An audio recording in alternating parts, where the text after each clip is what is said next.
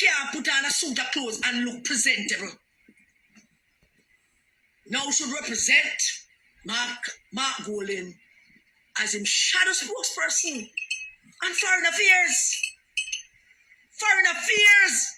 And you know when I realize that the next time no serious about local government election is when I see them change up their shadow cabinet. I'm going to tell you the truth. The shadow cabinet did bad from before, but this one worse. How can you put together a shadow cabinet and most of the people are not in parliament to speak on behalf of the people they say they represent? The next PNP government is not going to be a government that's create public resources to enrich the well-connected, the powerful, and the friends of those who hold power. Hello, I'm Dudley Thompson, and welcome again to WDT Media TV.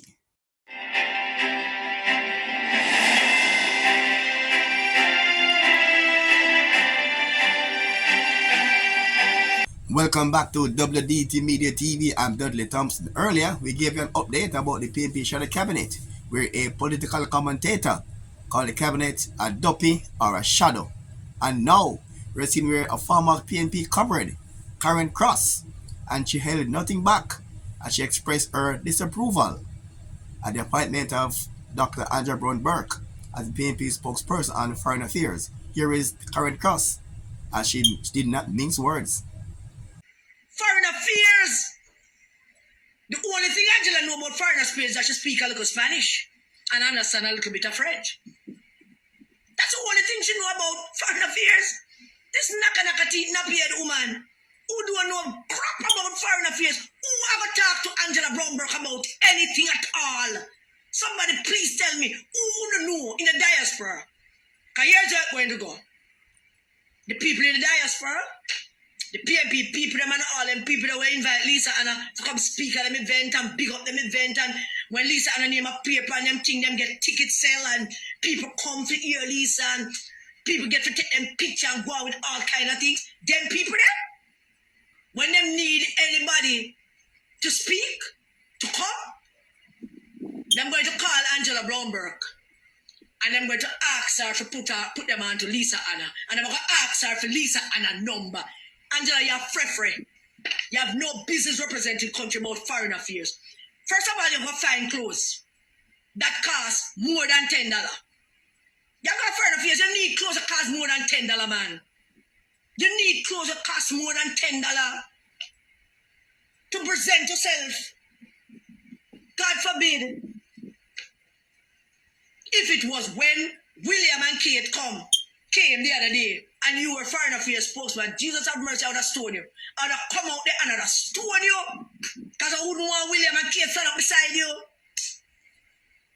You're free. And Mark Golden decided that I'm going to make you spokesperson for foreign affairs. Because somebody going to call you from somewhere and ask you to come speak somewhere. You really believe that? That's all that we call. When I call you, they're going to ask you for Lisa Anna number. When I'm calling, I'm going to ask you, can you put us on to Lisa Anna? Miss Foreign Affairs spokesperson, can you put us on to Lisa? Can you help us find Damien? Do you have a number for Raymond Price? Can you let us talk to this lady? What's your name? Natalie Nita? That's what I'm going to say to you, Angela. We ask you to come nowhere and do nothing. Nobody. You have no presence. You have no presence. That was Karen Cross, a former PNP member, and the JLP's Floyd took the swipe at the PNP Shadow Cabinet. And you know when I realize that the next time no serious about local government election is when I see them change up their shadow cabinet. I'm going to tell you the truth. The shadow cabinet did bad from before, but this one worse. How can you put together a shadow cabinet and most of the people are not in parliament to speak on behalf of the people they say they represent? Can you imagine that? Most of the people are not in parliament. So if you want a man to speak on health, him not in parliament. If you want a man to speak on agriculture, him not in parliament. They have to go beg somebody one them who then just kick out to talk on them behalf. That don't make no sense. And then, if you are changing and bringing a shadow cabinet, then when you look at who we have to offer and who you put to offer, we should see some competition there, not true? Talk true. Would we switch Desmond McKenzie for Natalie Nita-Garvey? Would we switch Kamina Johnson-Smith on the world stage for Angela Brownback?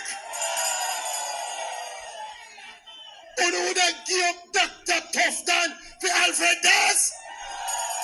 I mean, no one give up Floyd Green for David Campbell. That never happened. That was Floyd Green. And PNP leader Mark Golding criticized the JLP and in some cases called them copycats. Heading in the right direction. Reserves up. Unemployment coming down. Poverty coming down. Investment coming in, and the economy was growing again. And the labor rights picked us narrowly in 2016. And they inherited a thing that was already set for a positive direction. And that is what they took over. But comrades, let me tell you, by 2019, the data shows that under the Labour Right Watch, poverty had jumped back up from single digit up into the mid-teens. And inequality in the country had gotten worse, significantly worse, under the Jamaica Labour Party government. Because their model of development is one where they help themselves and their friends and their cronies, and they don't take off and look after the people of Jamaica education system. And while we deal with the primary and early childhood, we also have to deal with the tertiary too. Because we have to make sure that children from the rural areas, children from the inner city areas, who are born with a golden spoon in their mouth, can get the benefit of a tertiary education and uplift their families, get their families out of poverty and into progressive prosperity. That is why I have been saying for so long, and I've studied it and I said, we are going to remove the requirement for any child, any student who is accessing student loan from the Student Loan Bureau to try to find guarantor to guarantee them loan. And I hear the Prime Minister say that them are not doing that now. Copycat! Them are copycat. Copycat. In the budget debate a year ago, I said we should increase the duty-free allowance. We have to look out the people. Education, housing. We want to get back into a focus on housing, affordable housing for the people. The National Housing Trust, they have been raiding the money out of it.